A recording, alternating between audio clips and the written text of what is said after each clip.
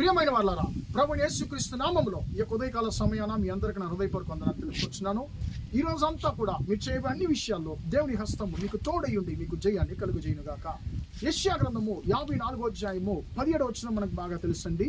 నీకు విరోధముగా రూపించబడు ఏ ఆయుధము వర్ధిల్లదు అనేటువంటి మాటను మనం చూస్తున్నామండి.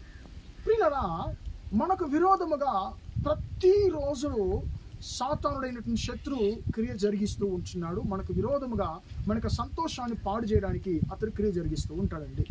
ప్రియులారా, ఇది దేవుని ద్వారా ఎన్నుకోబడినటువంటి ప్రతి ఒక్కరికి ఈ పోరాటం ఉంటుంది. కానీ జయము మనకి దేవుడు అనుగ్రహించే దేవుడుగా ఉంటున్నాడు. దానియేలు గ్రంథంలో 6వ అధ్యాయంలో మనము దానియేలు గురించి మనం చదువుతున్నామండి. దానియేలు మీద కూడా నింద మోపడానికి ఆయన శత్రువులు ప్రయాసపడుతున్నారు. ఆయనలో ఏదన్నా లోపము కనిపెట్టాలని చెప్పి ప్రయాసపడుతున్నారు. కానీ ఆయన ఏ నేరము చేయకుండా ఉన్నాడు.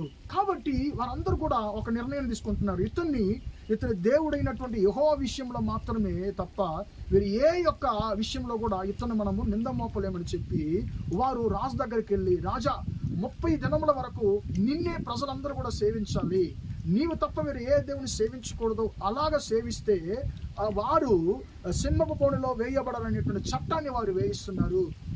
ప్రియులారా, అప్పుడు దానియేలు ఆ యొక్క చట్టం వేయబడిందని తెలిసి కూడా తాను ప్రార్థన చేసిన ప్రకారము ఒక రోజుకి 3 సార్లు ఆయన మోకరించి దేవుని వైపు, అంటే యెరూషలేము వైపు తన చేతి ఆయన మోకరించి ప్రార్థన చేస్తున్నాడండి. ఇప్పుడు శత్రువులు రాజు దగ్గరికి వెళ్ళి ఒక విషయాన్ని చెప్తున్నారు. రాజు దానియేలు ఎక్కువగా ప్రేమించినటువంటి ఒక వ్యక్తి కాబట్టి రాజు చాలా దుఃఖపడుతున్నాడు. కానీ రాజు ఏం చేయలేకపోతున్నాడు. ఆ రాజు అంటున్నాడు, దానియేలు నేనేం చేయలేకపోతున్నాను, కానీ నువ్వు ఆరాధించేటువంటి దేవుడిని తప్పిస్తాడయ్యా అని చెప్పి రాజు చెప్తున్నాడండి. ఇప్పుడు వారు రాజు యొక్క ఆజ్ఞ చొప్పున ఆయన తీసుకెళ్లి సింహపు బోనులో వేస్తున్నారు. శత్రువులు అనుకున్నారు ఇంకంతే, దానియేలు మన యొక్క ఆయుధం ద్వారా అతడు నాశనం అయిపోతాడు, చనిపోతాడు అని చెప్పి అనుకున్నారు. కానీ ప్రియులారా, జరిగిందేంటి? దేవుడు తనకు దూతలను పంపి సింహం యొక్క నోళ్లను కట్టివేశాడు, బంధించాడు. ప్రియులారా, ఏం జరుగుతుంది?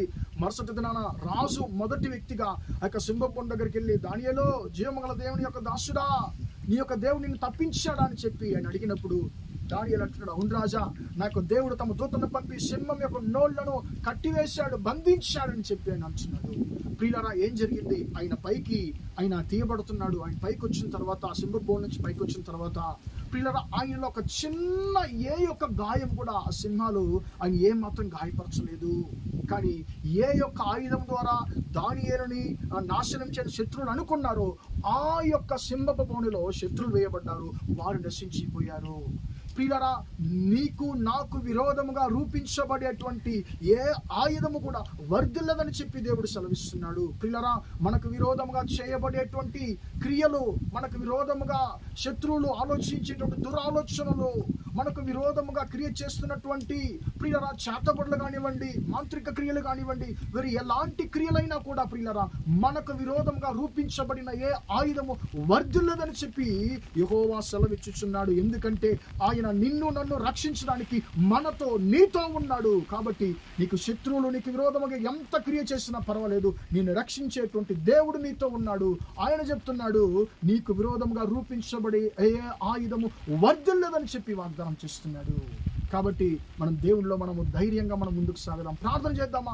ప్రేమగల మా తండ్రి, దయగల దేవ, ఇంతవరకు ఈ మాటలు విన్న మీ బిడ్డలను మీరు దీవించండి, ఆశీర్వదించండి అయ్యా.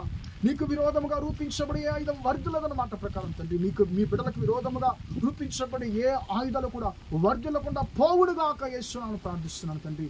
ఈ రోజంతా కూడా మీ బిడ్డలు చేసే అన్ని విషయాల్లో తండ్రి మీ బిడ్డలను ఆశీర్వదించండి.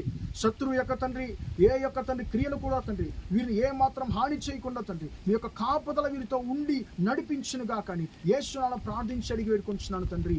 ఆమేన్, ఆమేన్. ప్రియులారా, దేవుని దీవించి ఆశీర్వదించుగాక. Praise the lord.